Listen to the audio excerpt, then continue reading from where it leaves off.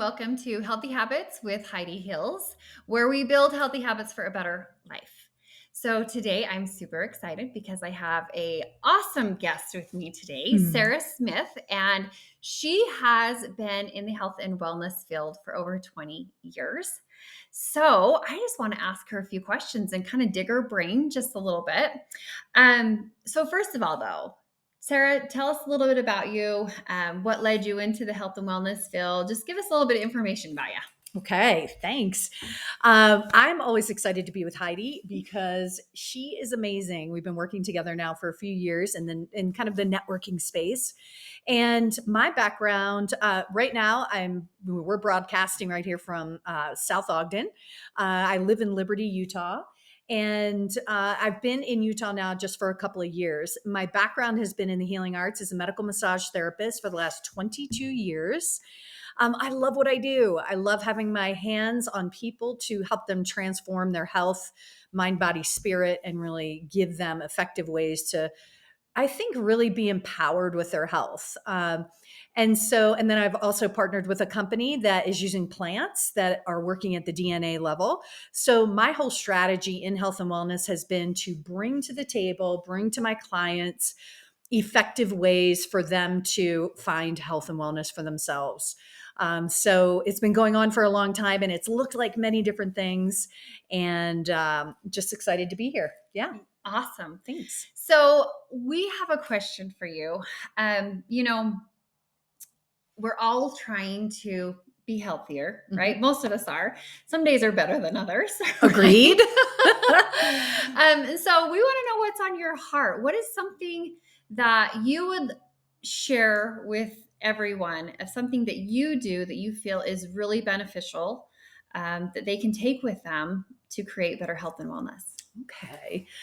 Well, this has been years of figuring out and developing habits for success. And I don't know about you all, but creating new habits is really challenging, to say the least, to have them stick for a long period of time. Yes. One, one habit, and I love personal growth and kind of the transformational world because Mhm. frankly, the only control we have is in ourselves and what we do and what we bring to the world. Like we cannot control other Mm, people in their yes. habits and what they do and how it affects us. We can only control us, right?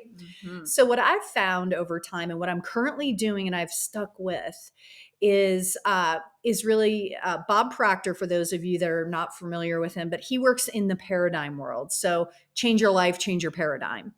And he specifically talks about, and paradigms are simply habits that are formed that can transfer through our DNA. It can be something that a belief system that our parents kind of, Mhm. put into our world Mhm. as a child, but it's the subconscious programming that we have going on that actually drives what we do and how we react, on a daily basis. So one of the exercises that has been habit forming, that has been an absolute game changer, is it's a practice in the morning, and it's around gratitude. Okay. Yeah. And so every morning I get up and I really I create the space, right, to sit down with my journal and write out what I am grateful for. And it's Mm. usually 10 different um kind of things that I'm grateful for. And it could be around self, it could be around my belief in God, it could be around my family, it could be around my friends, my business. But I take the time and really get into my gratitude practice. And usually about halfway through that gratitude list, I actually feel my body starting to change. I actually feel my vibration changing Mhm. because gratitude is one of the highest vibes that we can walk around and really be that like level of energy that people want to be around. So being grateful. So I do that. I write down the 10 things that I'm grateful for. And then the next part of the exercise is to pick three people that I'm kind of having an issue with. Okay. And it could Mm. be maybe a relationship where you don't know where things are right now, but you feel like they're not great. I write that name down. It could be someone who you're in the process of forgiving. I write that name down. But you pick three people that you reach out to and you Okay. send them a little love note or you make a phone call and just say, hey, I was thinking about you. You're on top of mind today. And I just want to check in to see how you're doing. Right. So reaching out is uncomfortable to the people who you're having a little bit of an issue with. Okay. But that's part of the exercise, and that's part of what ends up transforming all the things. Right. And so, and then the last piece to creating, to this practice is taking 5 minutes. And I usually set the timer for 10 because I love the reflective moments. Okay. I like when I'm sitting back and I'm asking for guidance. I'm in a meditation for 5 to 10 minutes and asking for guidance for the day. So it sets me up to be actually in touch with source, spirit, God, getting that God led sort of direction for the Okay. day. And when we have that introspection going on, the little flags will pop up during the day that says, "Oh my gosh, you need to call this person," or "Wow, I think I need to do this." Like you're actually feeling kind of led during your day in a way that is to your highest good, and it's matching your frequency. And we know that people's success typically is driven with their level of frequency and what they're attracting. So if we set ourselves up on a daily basis with our frequency, that is what, that I think that sets us up for success. So that health, that, that habit, which we're considering a healthy habit, is something that has started to, and this is what happens. Many times in the past, I've started gratitude journals. My life begins to change, and then I stop writing in my gratitude journal. Right now, the habit is when my life starts to change, which it has, in 7 days, I felt my life take on a whole new vibration that was amazing. So that's a habit that I would highly recommend. It's very easy to do. You just set up the space, you write what you're grateful for, 3 people you have an issue with that you want to reach out and send a little love note to, and 5 to 10 minutes of meditation. Oh my gosh, I love that. So I have a follow-up question on this. What would you tell somebody that thinks that 10 to write down 10 things they're grateful for is just way too many? What would you tell them? I would say to truly work on raising your frequency requires actually getting into the space of gratitude and finding 10 things. Because some days, frankly, many of us may not feel grateful for much, right? Sometimes, like the day might be bad. Exactly.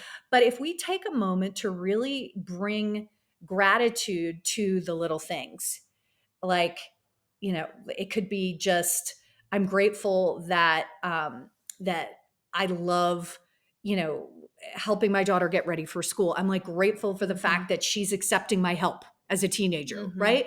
It could be just the little things that are making our day a little bit better. And once we bring that in under the light, they start to shine and shift. Perfect. Because I think a lot of people hearing this might go, 10?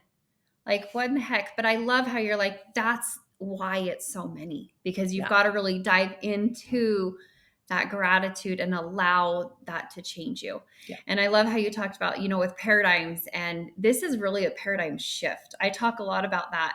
And so I love that you're like, this is, things that we're taught and we're trained with and we're brought up with. We can actually shift the way we think about things. So this is a paradigm shift in a sense of doing that. So absolutely. perfect. And I also love that you're like, okay, it's really easy to stop. So Yes. what is there something that you can give us that's going to help us, like when we feel like stopping? Is there something that you would suggest to do? Maybe it's just power through it, but do you have any suggestions that you've learned? Absolutely. Here is the key thing. You matter. You're not doing this for you. You're actually doing it for the people in your world. And when you take that idea that I'm just doing it for me and my life is going to change, when you're making it about you, it's really easy to stop. When you start making it about the fact that if I don't do this, that the people in my life are going to suffer more than I will. So I think it's making it about everybody else and not just your own breakthrough and your own experience. it literally, that is what is getting me out of bed to go to the gym. It's not about me. It's about being the example for the people in my life.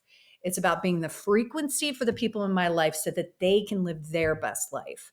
So the only thing I can do is change me. And I think showing up for others is where the key is. Oh my gosh, I love that, Sarah. Oh, yes, exactly. It's so important. We so many times we think that self-care is selfish, and it's not selfish. It's actually selfless because you're doing it so you can be the better partner, the better parent, the better you.